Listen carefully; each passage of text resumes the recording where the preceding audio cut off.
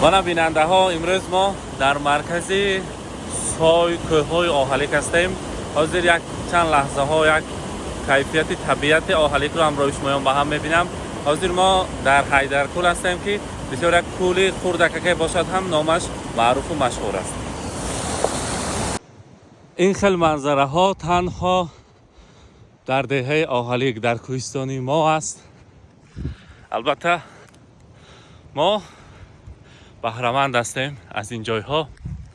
حاضر ما روانه هستیم با نزد حیدرکول. کنی بینیم کنی چه خیلی جای ها بوده است. کنی من آمده حیدرکول.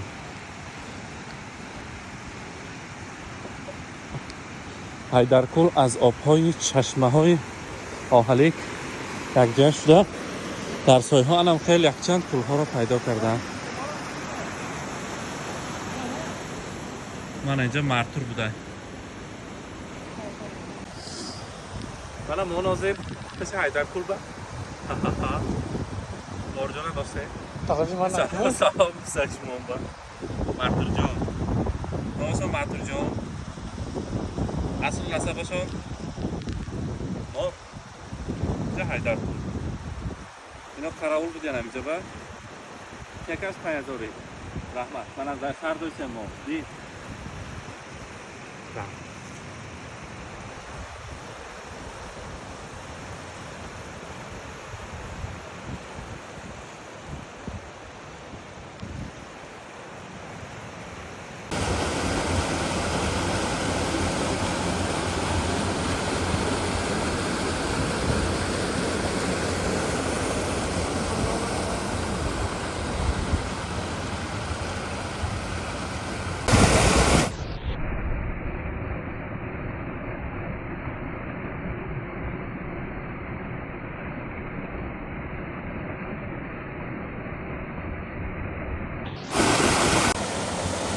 گفتیم که 2 تا 3 تا 4 تا چندین کول ها هست.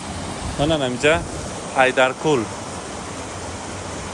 شما هم اوخه منظره با آمدنی باشتن اگر بیاید به آهلیک البته به تازگی رعایت کرده با همین 1 تا سای است با لبی سای آمده انمخه جای ها را دیدنتون ممکن است. کمی باشد حرکت میکنیم البته کمی مهنت میکنیم زحمت میکشیم و لایق این خیلی منظره های زیبا میشویم. ما عکس گرفته ایستادیم در اینجا بگذار بسش بالا کیسه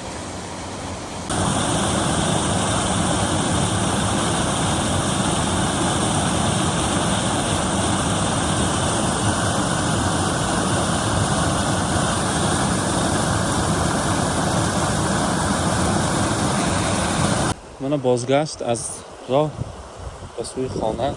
لاله ها شکوفان، کورک ها سبزان، اسب ها چریده ایستادند.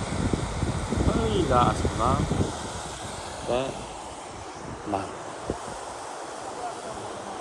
اینجا باید که باری مطور بودن کنی بینیم کنی چی خیلی نشایه این نمی نمی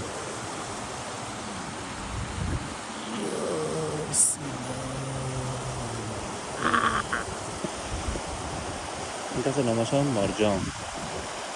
اینو نه از زمستان برآمدگی کنی اپ رفته.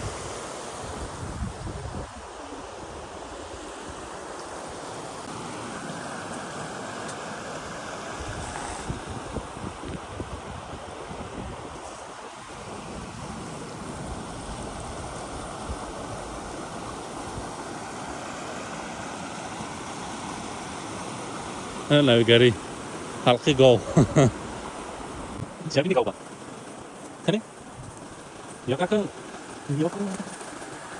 یا انا